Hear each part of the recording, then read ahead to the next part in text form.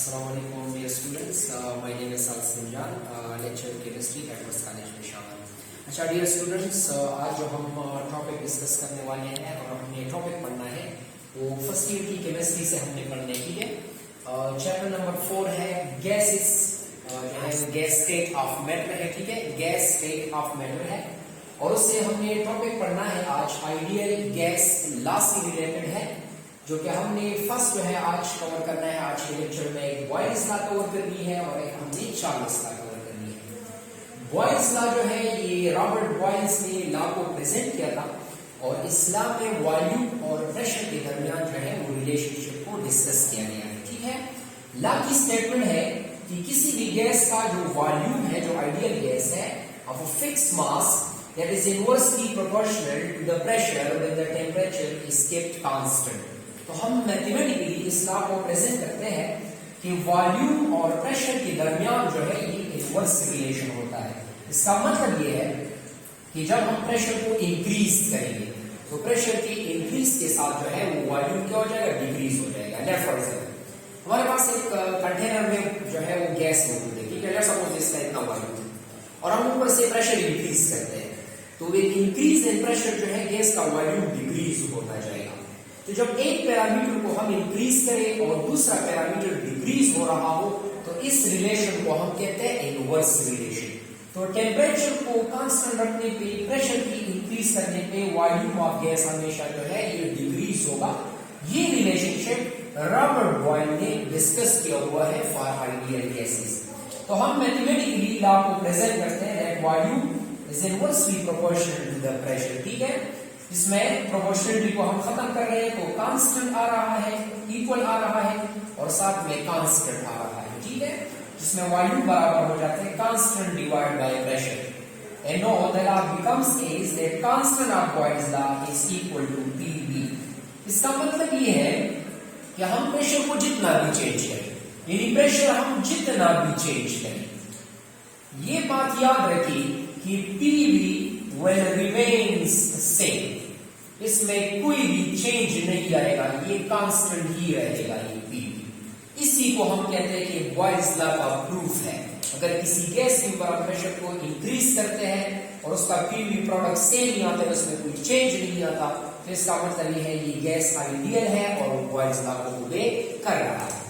अब हम लॉ को ग्राफिकली एक्सप्लेन करते हैं, ग्राफिकल वेरिफिकेशन समझते हैं। तो यहाँ पे हम ग्राफ जो है जब प्लॉट करते हैं तो वॉल्यूम वर्सेस प्रेशर करते हैं, ठीक है। तो देखिए प्रेशर इस डायरेक्शन में इंक्रीज हो रहा है, वॉल्यूम इस डायरेक्शन में इंक्रीज हो रहा है। तो अगर हम प्रेशर को इंक्रीज करते हैं तो प्रेशर इंक्रीज करने पे वॉल्यूम फॉल होता है। आप सपोज करें ना कि यहाँ पे प्रेशर में से कुछ वैल्यूज की भी आपको क्लियर करा रहा हूं। लेट्स सपोज यहाँ पे प्रेशर 2 एटमॉस्फेरिक है, फिर यहाँ पे 4 एटमॉस्फेरिक है, यहाँ पे 6 एटमॉस्फेरिक है, 8 है, 10 है एंड सो ऑन। तो देखिए प्रेशर जितना बढ़ रहा है तो वॉल्यूम यहाँ पे 2 एटमॉस्फेरिक में बहुत ज्यादा है, फिर 4 एटमॉस्फेरिक पे देखिए वॉल्यूम कम हो जाता है, देखिए ऐसे 4 एटमॉस्फेरिक पे देखिए वॉल्यूम कम हो गया, 2 एटमॉस्फेरिक कम प्रेशर पे वॉल्यूम ज्यादा था, ठीक है, इसलिए इससे कम प्रेशर पे वॉल्यूम और भी ज्यादा होगा। फिर प्रेशर की इंक्रीज करने पे जो है वॉल्यूम और भी डिक्रीज हो जाता है।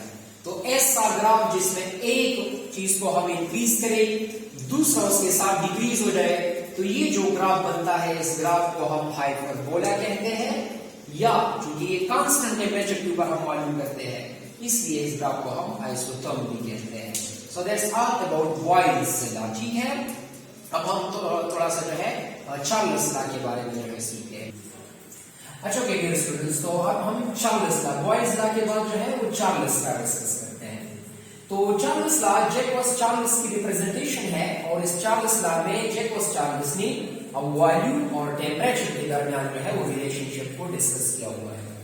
चार्ल्स कहता है कि किसी भी गैस का जो वॉल्यूम है वो टेम्परेचर के साथ डायरेक्ट रिलेशन रखता है, यानी मतलब हम टेम्परेचर को इंक्रीज करेंगे तो वॉल्यूम इंक्रीज होगा और टेम्परेचर को हम डिक्रीज करेंगे तो वॉल्यूम डिक्रीज होगा। शर्त यह है कि प्रेशर हम कांस्टेंट रखेंगे, प्रेशर हम चेंज नहीं करेंगे गैस की। अगर हम इस प्रेशर को चेंज करेंगे तो फिर चार्ल्स लॉ ओबे नहीं हो सकता। चार्ल्स लॉ में जरूरी है कि हम टेम्परेचर और वॉल्यूम का रिलेशन तो स्टडी करते हैं लेकिन प्रेशर को हम कांस्टेंट रखेंगे।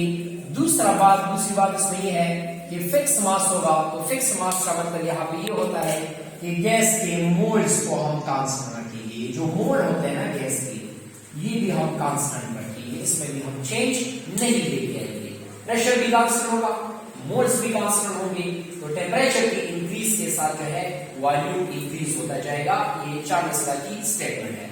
तो फिर देखिए हम इधर से प्रोपोर्शनलिटी खत्म करते हैं by an equal sign and an constant, तो यहाँ पे ये इक्वेशन बन जाते हैं that volume is equal to constant and temperature, जिसमें कांस्टेंट बराबर आ जाते हैं वॉल्यूम डिवाइड बाय टेम्परेचर की। तो ये चार्ल्स लॉ का फुल मैथमेटिकल रिप्रेजेंटेशन होता है। अच्छा, अगर हम किसी सिस्टम में इनिशियल और फाइनल स्टेट को कंपेयर करते हैं, तो ये बात याद रखिए कि इनिशियल स्टेट हो या फाइनल स्टेट हो, तो आइडियल गैस वो होते हैं जिसके कांस्टेंट में कभी चेंज नहीं आता।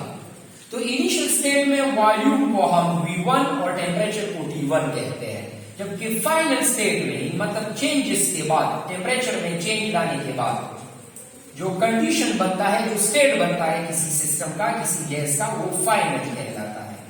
तो इनिशियल और फाइनल स्टेट का जो volume divide by temperature constant है, या फाइनल स्टेट का volume divide by temperature constant है, तो ये कांस्टेंट ही रहेगा, इसमें कोई भी जो है वो चेंज नहीं आएगा डियर स्टूडेंट्स। ठीक है, ये दोनों आपस में बराबर होंगे। ठीक है, अब हम थोड़ा सा ग्राफिकली जो है इस लॉ को समझते हैं कि जैकब चार्ल्स ने इस रिलेशनशिप को कैसे डिस्कस किया ग्राफ वाइज। तो हम ग्राफ डिस्कस कर रहे हैं वॉल्यूम वर्सेस टेम्परेचर का। तो देखिए वॉल्यूम और टेम्परेचर में रिलेशन डायरेक्ट होता है। हम एज्यूम कर रहे हैं कि 0 डिग्री सी के ऊपर गैस का वॉल्यूम कितना वॉल्यूम है, तो जितना हम टेम्परेचर को इंक्रीज करेंगे तो गैस का वॉल्यूम इंक्रीज होता जाएगा। तो टेम्परेचर और वॉल्यूम का इधर जो ग्राफ बनता है वो डायरेक्ट ग्राफ जो है वो बनता है। ठीक है डियर स्टूडेंट्स। अच्छा, let's for example dear students, अगर हम टेम्परेचर को इंक्रीज के बजाय डिक्रीज करते हैं, तो डिक्रीज करने के वॉल्यूम भी डिक्रीज होगा, रिलेशन डायरेक्ट है।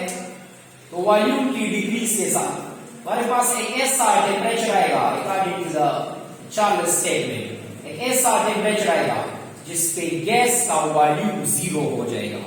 सो दैट टेम्परेचर जिसपे गैस का वॉल्यूम 0 हो जाता है, that temperature for gas is known as absolute zero temperature, हम उसको कहते हैं।